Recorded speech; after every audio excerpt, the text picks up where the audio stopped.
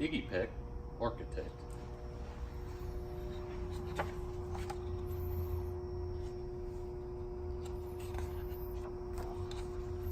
Young Iggy Peck is an architect and has been since he was 2, when he built a great tower in only an hour with nothing but diapers and glue.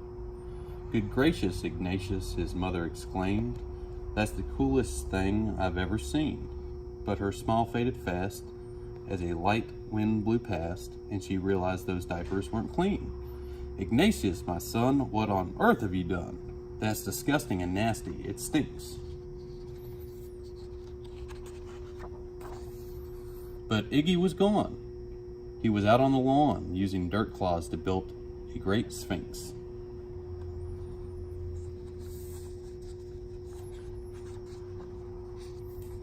When Iggy was 3, his parents could see his unusual passion would stay. He built churches and chapels from peaches and apples, and temples from modeling clay.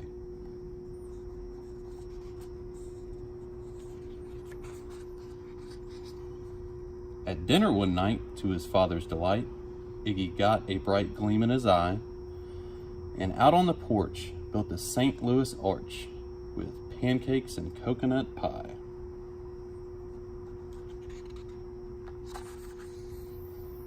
Dear Ig had it made until 2nd grade, when his teacher was Miss Lilla Greer.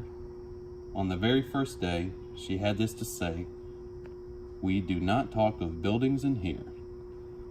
Gothic or Romanesque, I couldn't care less about buildings ancient or new."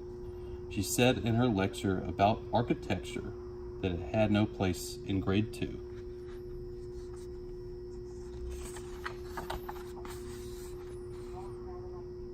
That might seem severe, but she was sincere. For when she was no more than 7, she'd had a great fright with a dizzying height in a building so tall it scraped heaven.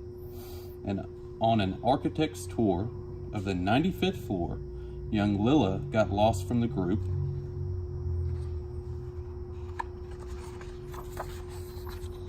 She was found 2 days later in a stuck elevator, eating cheese with a French circus troupe.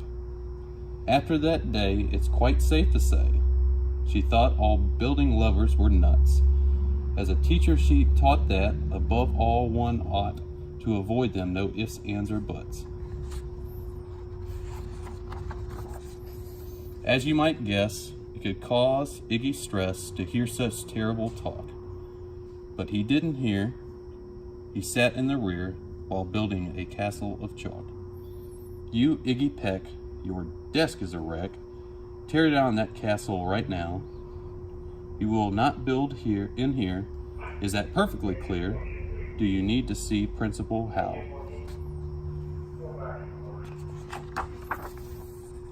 "No, ma'am," Iggy said. He lowered his head, and his heart sank down to the floor. With no chance to build, his interest was killed. Now 2nd grade was a bore.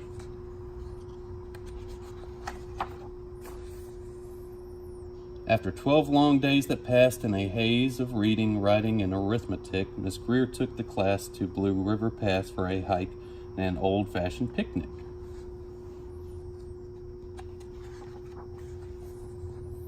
They crossed an old trestle to a small island nestled in the heart of a burbling stream, but they no sooner passed, the footbridge collapsed, and Miss Lilla Greer started to scream. "We're trapped here. Oh my, alas, kids, goodbye." Her eyeballs rocked back in her head. She dropped to the ground with a vague groaning sound, luckily fainted, not dead.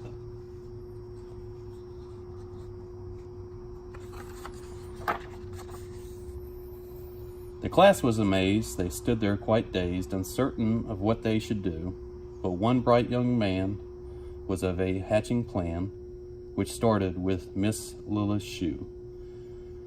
Soon each lad and lass there a Blue River Pass was working together as one.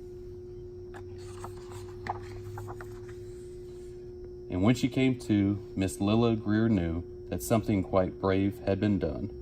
She looked in the air and saw hanging there a structure with cables and braces, And on the far side, beaming with pride, were 17 smiling young faces. Boots, tree roots and strings, fruit roll-ups and things, some of which one should not mention, were stretched ridge to ridge in a glorious bridge dangling from shoestring suspension.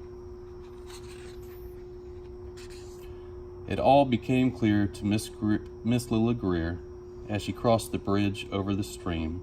There are worse things to do when you're in grade 2 than to spend your time building a dream.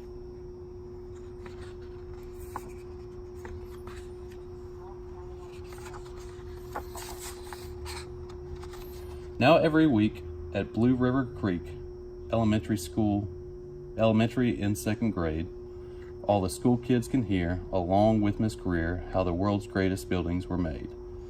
The weekly guest speaker in t-shirts and sneakers talks of buildings from Rome and Quebec.